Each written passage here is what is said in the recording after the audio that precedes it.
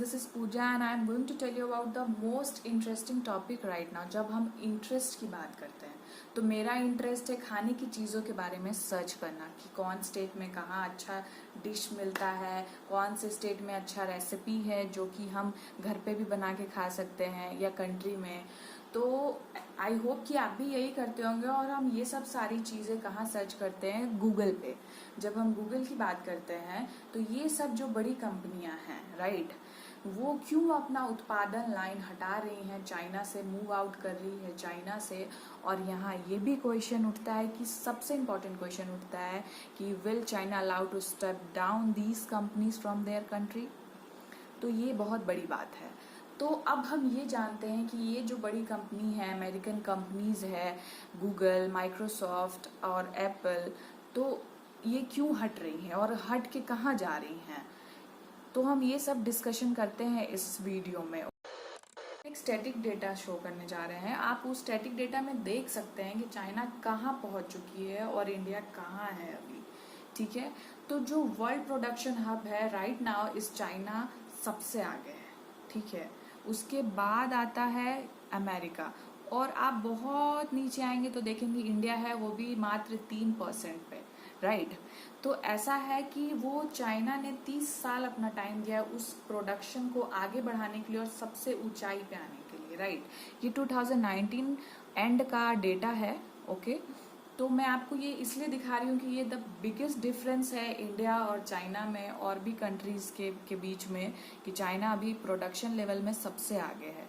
आइए हम बात करते हैं गूगल, एप्पल, माइक्रोसॉफ्ट और सैमसंग के बारे में। एप्पल की, खाने वाला एप्पल नहीं, जो लैपी और फ़ोन हम यूज़ करते हैं, मैं उसकी बात कर रही हूँ। और जब उसकी बात करते हैं तो ये बहुत बड़ी कंपनी है राइट, और उसने अभी से ट्रायल लेना शुरू कर दिया है। न्यू एयरपोर्ट्स बना रहे हैं इन वियतनाम। और मैं आपको ये बता दूं कि 15 से 30% वो चाइना से हटा के वो some other parts of South East Asia companies में इन्वेस्ट करने की कोशिश कर रही है राइट।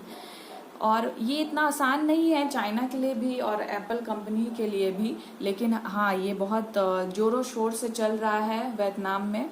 और ब्लूटूथ भी बहुत सारे बन रहे हैं जो हम यूज़ करते हैं। अब हम बात करते हैं माइक्रोसॉफ्ट की। माइक्रोसॉफ्ट एक बहुत बड़ी कंपनी है, न्यू हार्डवेयर्स बना रही है। ओके, न्यू हार्डवेयर्स बना रही है इन वियतनाम। एंड मैं आपको ये बता दूँ सेकेंड क्वार्टर ऑफ 2020 में ये सारी चीज़ें बहुत जल्दी बनने की कोशिश में हैं। अब हम ये बात करते हैं कि चाइना के लिए कितना मुश्किल है और इन कंपनियों के लिए कितना मुश्किल है कि ये कैसे मैनेज होगा, ये इसके इफेक्ट, साइड इफेक्ट्स, मतलब इसका क्या रिजल्ट आ रहा है अभी के रिसेंट टाइम। अब हम बात करते हैं कि चाइना और बाकी लोगों मीन्स बाकी कंपनियों को क्या फेस करना पड़ रहा है या क्या प्रॉब्लम्स आ रही है राइट।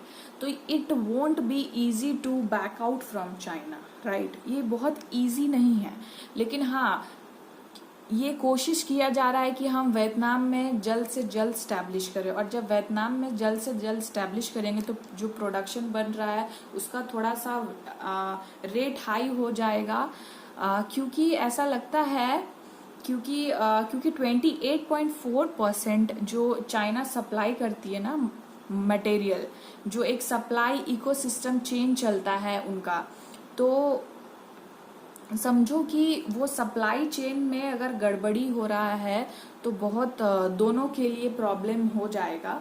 और 28.4% वो एकदम बेस्ट मटेरियल देती है एप्पल, गूगल और माइक्रोसॉफ्ट कंपनियों को।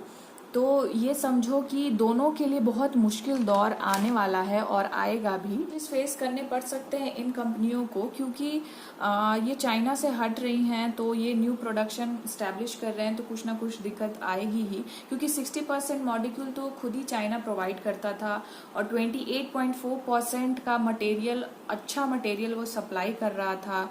छोटे छोटे जो चिप्स वगैरह बनते हैं, खाने वाला चिप्स नहीं, जो चिप बनता है फ़ोन के यूज़ में या फिर लैपी के या फिर और भी हार्डवेयर चीज़ें हैं, तो वो सब चीज़ें, ये सब जो कंट्री है, Japanese country, Korean country, Taiwan, ये सब सप्लाई करती थी राइट। तो ये जो इको सप्लाई चेन चल रहा है ना उनका, वो बहुत ही डिफ़िकल्ट हो जाएगा क्योंकि वो टूट जाएगा। तो वो सप्लाई चेन टूटने की वजह से दोनों को प्रॉब्लम हो सकता है फ्यूचर में, और अभी भी हो रहा होगा जब वो शिफ्ट हो रहे हैं तो लेकिन जो ये कंपनियां हैं उनको ज़्यादा प्रॉब्लम फेस करना पड़ सकता है क्योंकि चाइना बहुत अच्छे स्किल्ड लेबर प्रोवाइड करती है और ये बहुत बड़ा फैक्टर है। और मैं आपको ये बता दूं कि चाइना है से ईजिली मूव करना इतना आसान नहीं है क्योंकि ये बहुत डिफ़िकल्ट टास्क है, और ये इन कंपनियों ने उठाया है और आई होप कि ये कंपनियां अच्छे से कर ले। सो ये इस वीडियो में यही था कि मैं आपको ये जानकारी दूं